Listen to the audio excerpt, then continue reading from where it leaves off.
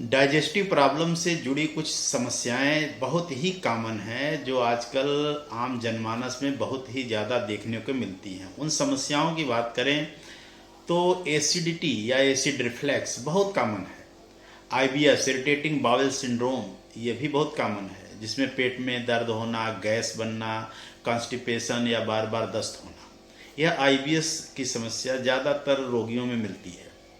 कुछ रोगी जो कॉन्स्टिपेशन से केवल समस्या से पीड़ित होते हैं, तो कॉन्स्टिपेशन या गैस बनना, और कुछ लोग ऐसे होते हैं जिनको दस्त बार बार होती है, दिन भर में कई बार शौच के लिए जाते हैं। इस तरह डाइजेस्टिव प्रॉब्लम से जुड़ी जो ये जनरल समस्याएं हैं, यदि हम बात करते हैं इनके कारणों की, तो लाइफ स्टाइल बहुत ही मायने रखता है।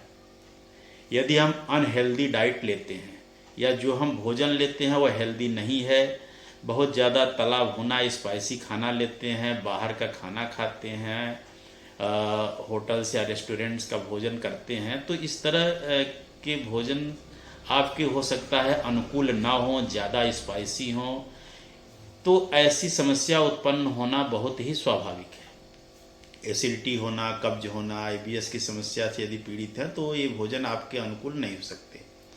फास्ट फूड, जंक फूड, इस तरह के जो आहार होते हैं वह भी पेट की समस्याओं के लिए बहुत ही बड़े कारण होते हैं। दूसरी चीज़, यदि हम डेली एक्सरसाइज, व्यायाम, कसरत, मेडिटेशन नहीं करते हैं, तब भी हम पेट जैसी समस्याओं से बहुत ही पीड़ित होंगे।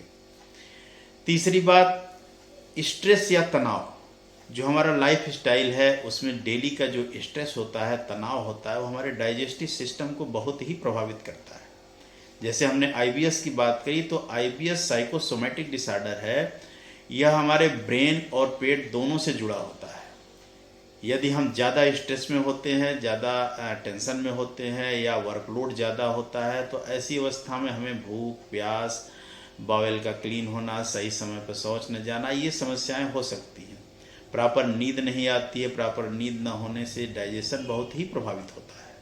और यदि इन समस्याओं के लिए हम लंबे समय तक कोई मेडिकेशन ले रहे हैं, तो वह मेडिकेशन भी हमें नई तरह की समस्याओं को उत्पन्न करा देता है। जैसे लगातार गैस की गोलियां खाना, वह भी एक बहुत बड़ा कारण है।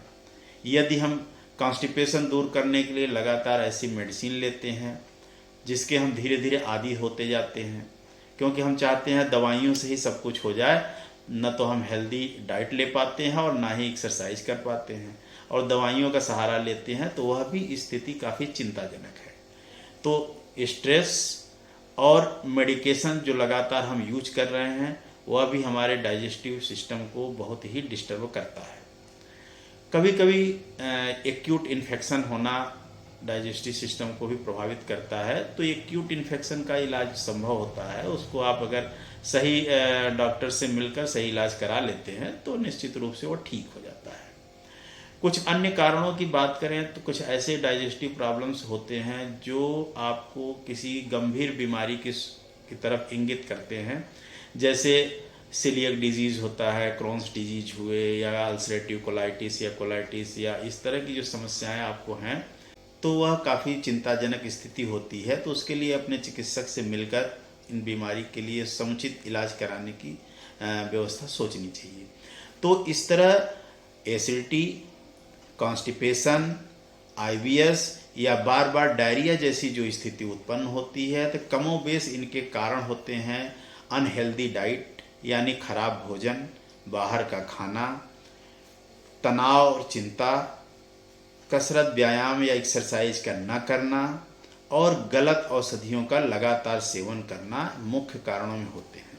तो हमें इन कारणों को दूर करना चाहिए, अपने डॉक्टर से मिलना चाहिए और इस तरह की समस्या से छुटकारा पाने का प्रयास करना चाहिए। धन्यवाद।